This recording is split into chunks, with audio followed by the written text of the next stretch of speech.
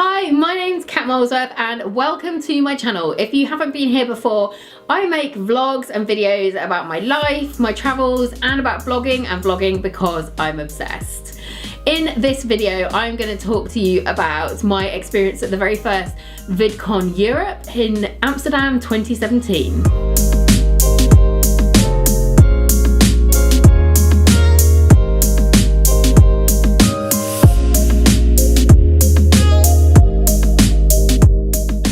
Loads of people have asked me what I thought about VidCon and most importantly whether I would go again, and I'm going to let you know in this video.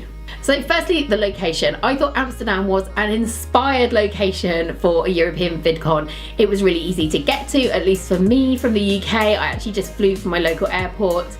And the city is small enough that you can see quite a lot of it really easily. You don't feel overwhelmed, and it's very close to the conference centre, the Rai, which you just get the metro from town and it has its own station. The Rai itself was just a standard massive convention centre. There were parts of it that I thought just felt swallowed up by the space. So the registration halls, there was a queue of 10 people when we got there, and it was a massive hangar-like space. The main conference hall, I suppose, had some stands there, but not too much. And the most important thing for me is that it was really hard to get food. So inside the conference itself, the only food on offer was hot dogs or ice cream. And yes, I did succumb to a hot dog on day 2 because I was kind of ravenous and getting a little bit hangry. But I would have preferred to have some more options for food. There were restaurants on site, you had to leave the conference to get to them, and I didn't think that for the prices they charged, the food was that great. So I feel like they could do a lot more with the food because they have thousands of people to feed. It is just rather inconvenient to have to leave a conference to go to somewhere to get food or to bring a packed lunch. Maybe that's just me. So talking about the space, it was massive and it never felt overcrowded. One thing that I've noticed from VidCon videos from the American VidCon is that there are just tens of thousands of people and it looks really overwhelming and people get mobbed and there's just hordes of people walking around the whole time. I never felt like that was the case in Europe. I saw quite a few people, but I never really felt like there was a massive crowd or there were hordes. Maybe people were well spread out, or maybe it just didn't have the same attendance, but I thought the atmosphere was really uplifting. It was lovely to be around people who are so enthusiastic about what they do and excited about the future. So when it came to ticketing, you had 3 options: community track, creator track, and industry. The community track, I think, is aimed at fans. It is more about meet and greets and listening to people tell funny stories and gossip than necessarily the ins and outs of YouTube. It's a really good way for big creators to connect with their audiences and for their audiences to feel like they've got something a bit private, something a bit special. And I definitely saw people who were sort of, visibly moved to have met people after meet and greets. The creator track, which is the ticket I had, was a separate number of sessions, and it had a small lounge for the creators to meet up in, and it was aimed at people who are creating content on YouTube. The industry track had an extra day and it had its own track of sessions again, which were far more aimed at the commercial element of YouTube and people working in and around the YouTube industry. If I had the money, I would probably take the industry track again. They also had a way better lounge and food. So the creator track had a range of panels, workshops, and creator chats, as well as having a small lounge for people to meet in. I really liked the lounge, and this is definitely where I met the majority of people, but having seen the special lounge for the special creators on Instagram, I did feel a little bit shortchanged because there was no action going on and there were definitely no brands sponsoring it.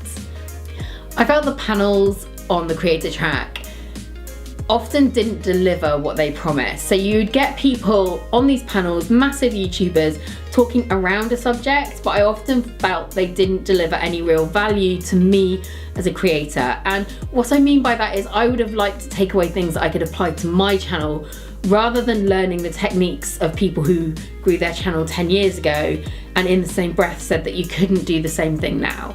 It's just not useful content. It's very interesting, it's a history lesson, but I would have rather heard from smaller YouTubers who are growing exponentially at this point in time than heard about how people grew a decade ago, because I cannot go back in time. Now, it's not that all of the panels weren't brilliant, because I certainly got a lot of value out of certain elements of them. It was just really hit and miss, and I don't think it was designed to upskill creators rather than just be a nice chat about industry things. So they had workshops as well as the panels. I know that Charlie Marie's branding workshop was really well received, and actually the panel that I heard her speak on, her contributions were really insightful and useful. I think I actually took notes from that.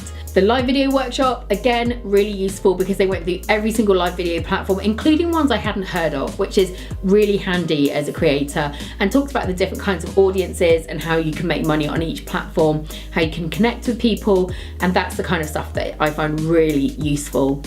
And then the algorithm workshops, which I think were by Little Monster. If I've got that wrong, I'm linking below. But the algorithm workshops were everything that I had hoped for. If I'd only heard this guy talk for every single workshop, I feel like I would have gone away with a suitcase full of gold. And then there were the workshops which were downright bad.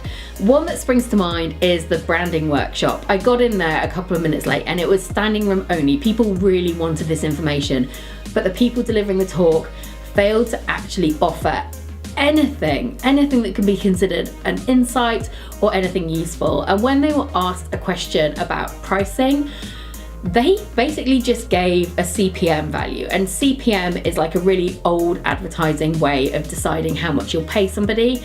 It's basically cost per 1,000 views. And they gave a figure of, I think, £20 to £100 per 1,000, depending on the brand and the content. But to be honest, I sometimes think that that is a really just blank way of assessing the worth of a sponsored video. And here's my take, because I think that they really didn't help the audience who are representing themselves. They were very much focused on getting a manager, and I wouldn't have booked them as my manager after hearing this talk. But my take on this is, if you're representing yourself, you need to consider like your base costs. How much does your time cost to make this video, edit the video, and do all of the social media production? That's like your baseline cost for a video. Next, you have your audience and how well this fits in with your audience. The reason a brand is coming to you is because you have a niche that they are not reaching through traditional media. So that's valuable to them, and we really underprice this resource. The third thing I would always consider is your expertise. Maybe it's taken you 5 years to build this audience and to gain all the knowledge that you're passing on, or to gain people's trust. That has a value. And I do feel that, you know, if your baseline is around £500 for a video, for a simple video, then you're going to be charging appropriately for what is effectively you doing 6 people's jobs. Now, that session might have been a complete bust, and it ended after like 10 or 15 minutes into an hour session. It was terrible, but I did get to meet some really interesting creators. I'm going to link them below, but also check out Charlie Marie's video, because she took some little sound bites from us in the Creator Lounge after that session, and I think I think that got our initial reactions. Hands down, my favourite sessions were the creator chats. And this is where a bigger YouTuber would spend an hour in a room with 12 YouTubers from the creator track, and you could chat about anything. Places for this were allocated on a sort of like wish lists versus lottery system. And I bid for a few different creators, and I got Sully Breaks and Dodie, which was brilliant. Sully Breaks is an incredibly talented spoken word poet, and also like a really, really keen YouTube strategist. I think I learned more in that hour from him than I learned in 90% of the other sessions I went to. So like, big hat tip to Sully Breaks. Check out his channel, his work is exceptional, because it really made me think a lot, and I enjoyed being in a room with those 12 creators so much. And my chat with Dodie was also really good. You know, she's a singer-songwriter.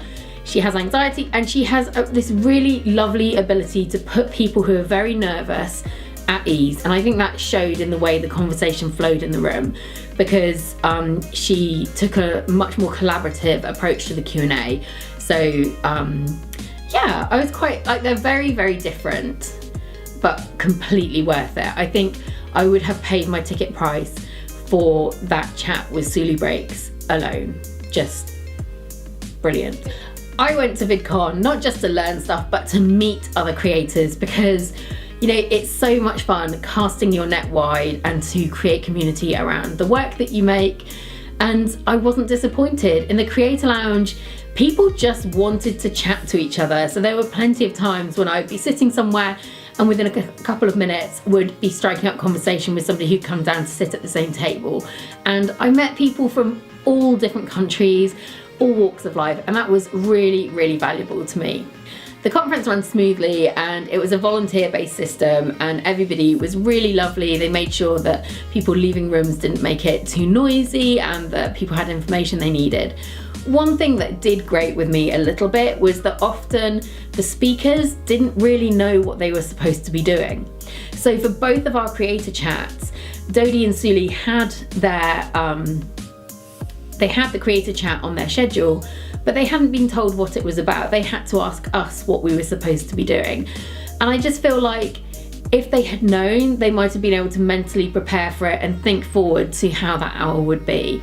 And equally, somebody stood up in the creator keynote to give their 5-minute presentation, and they said that they'd only found out they needed to prepare something that afternoon. And that kind of soured it for me. We didn't stay for the whole creator keynote because we thought it might go along those lines. And having watched videos online since, I kind of wish I had stayed, because the later speakers looked really good. And despite the fact that what she said was really useful and interesting, I feel like if she'd had a bit more information and time to prepare, it might have been better. So the killer question, would I go to VidCon Europe again? And the answer is yes, but I would lower my expectations. I really went there thinking that I was going to learn everything about creating videos and editing and YouTube and growing community and just so much stuff. I had really high expectations for the quality of content I wanted to take in, and I don't feel that I took a lot of that away. I learned a little bit. That said, the community element was brilliant. It was lovely to meet people, even if like the creator track was kind of separate from the featured creators, which was a bit of a shame. I do think that I made some really nice YouTube friendships, and I think I would go again, but definitely with different expectations. So tell me, did you go to VidCon Europe? What did you think? What would you change? What do you want to see there? What drove you nuts? I mean, were you hungry the whole time too? Leave me a comment telling me what you thought, and we can have a really nice discussion about it below the line. If you enjoyed this video and you want to see more from me, then please subscribe for more and check out a few of my other videos so you can get a really good idea about who I am. Thanks for joining me, and I will see you in the next video.